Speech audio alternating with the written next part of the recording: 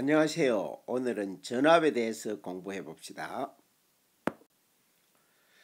자, 여기에 건전지들이 많이 보이네요. 건전지. 자, 건전지뿐만 아니고 수원전지도 있고, 그리고 또한 충전지도 있네요. 자, 여기에 자세히 보니까 이 3.7V라는 숫자가 나오는데, 이 3.7V가 무엇을 뜻하는 걸까요? 전압을 나타내는 거죠. 전압. 여기 또 9V도 보이네요. 9V 전압.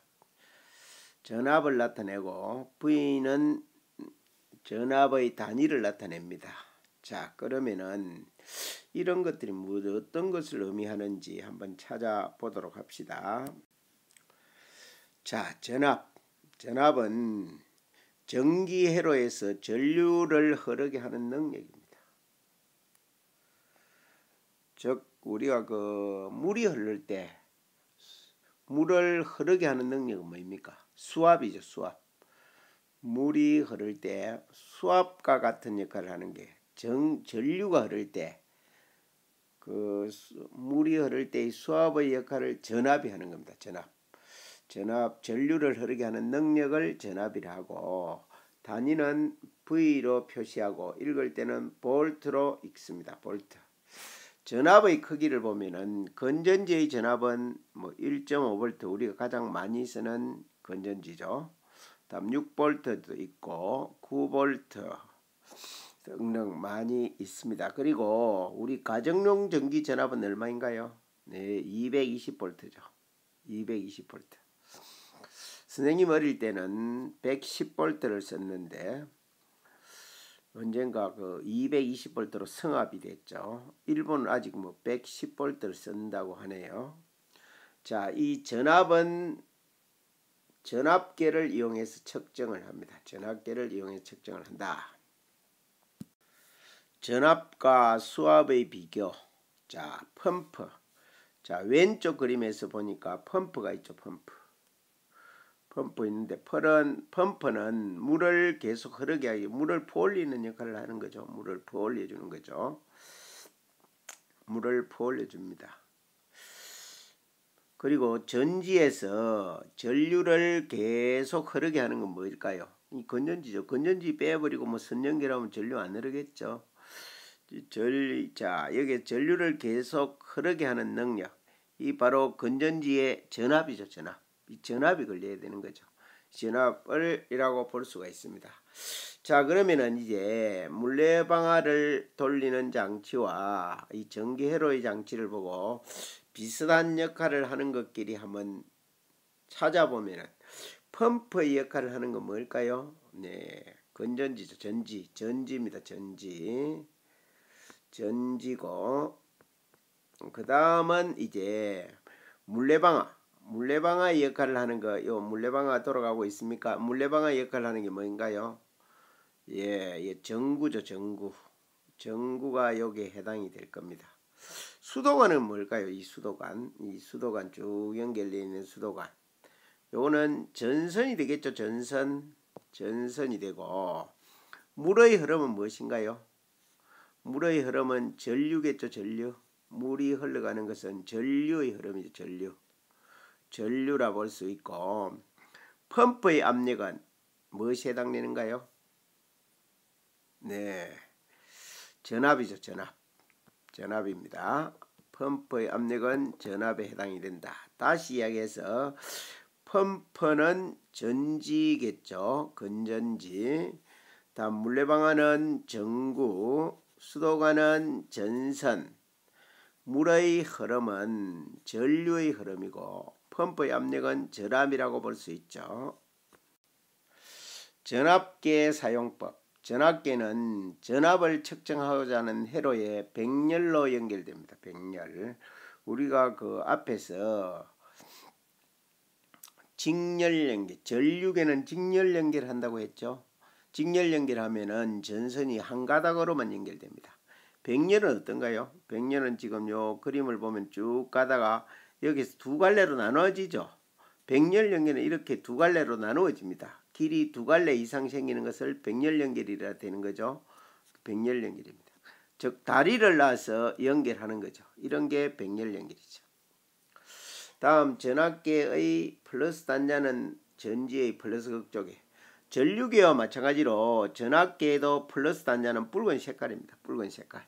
이 붉은 색깔을 쭉 따라서 가보면은 플러스가 연결되어 있어야 되죠. 건전지의 플러스극에 연결되어 있어야 된다는 겁니다. 그리고 마이너스극은 검은색 단자죠. 이 검은색 단자를 쭉 따라가다 보면은 마이너스극에 연결되죠. 다음은 마이너스 단자는 먼저 최대값이 큰 단자에 연결한 후 바늘이 움직임이 적으면은 적당한 단자로 다시 연결한다. 이 전류계도 역시 마찬가지였는데, 여러분 여기에 세 가지가 있습니다. 검은색 단자가. 지금 여기에는 눈금은 안 보이지만은 예를 들어서 1.5V, 다음 3V, 다음 5V가 있었다고 칩시다. 5V가 있는데, 만약에 우리가 1.5V 선에 연결했는데 여기 흐르는 전류가 5V짜리다. 그러면 어떻게 되겠습니까? 우리가 그 작은 호스가 있는데 이 호스에 물을 이만한 양의 통과하는 양을 미리 넣는다면 이 호스가 어떻게 되겠죠? 터지겠죠. 전압계 역시 마찬가지입니다. 그래서 이 전압이 얼마인지 모를 때는 가장 큰 단자 5V 단자에 연결하는 거죠. 그렇게 해서 바늘이 전혀 움직이지 않는다. 그러면은 3V에 연결해보고 또 움직임이 거의 없는 것 같다. 아니면 조금 움직이는 것 같다. 그러면 1.5V에 연결하면 되겠죠. 이와 같이 제일 큰 단자에 먼저 연결해 보는 겁니다. 그 다음 차츰 작은 값으로 연결해 가는 거죠. 다음 전압계는 전구에 대해서 백렬로 연결한다.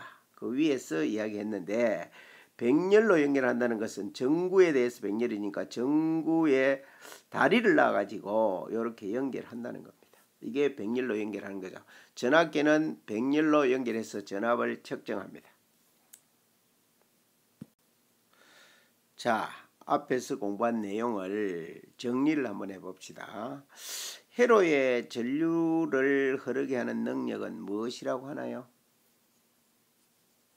예, 전압이라 했죠. 전압이라 했다. 전압.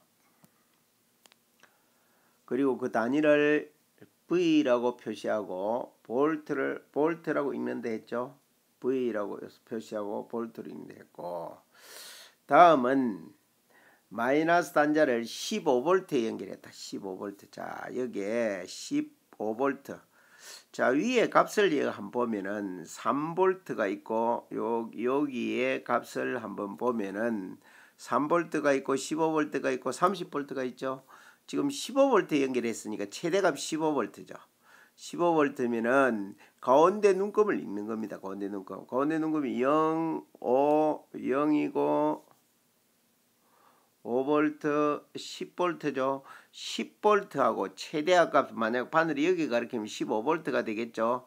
그런데 이 10V에서 15V 사이에 눈금이 5개죠. 근데 눈금은 실제는 10개니까 2개가 1개씩 나타내는 거죠. 2개가 1씩을 나타내죠. 1씩. 그러니까 이 두 눈금이니까 11V입니까? 11V죠. 그래야 다음은 네 번째 눈금 만약에 가면은 12V고 13V, 14V, 15V 되겠죠. 그래서 11V. 여러분 이 눈금을 볼 줄 알아야 되죠. 만약에 3V에 연결했다면 어떨까요? 그러면은 3V 연결하면 2.2V가 되겠죠. 2.2V. 만약에 30V에 연결하면 어떻게 될까요? 30V니까 22V가 됩니까? 이렇게 전압계를 눈금을 보고 그 값을 읽을 수 있어야 되겠습니다. 자, 오늘은 여기까지 학습하도록 하겠습니다.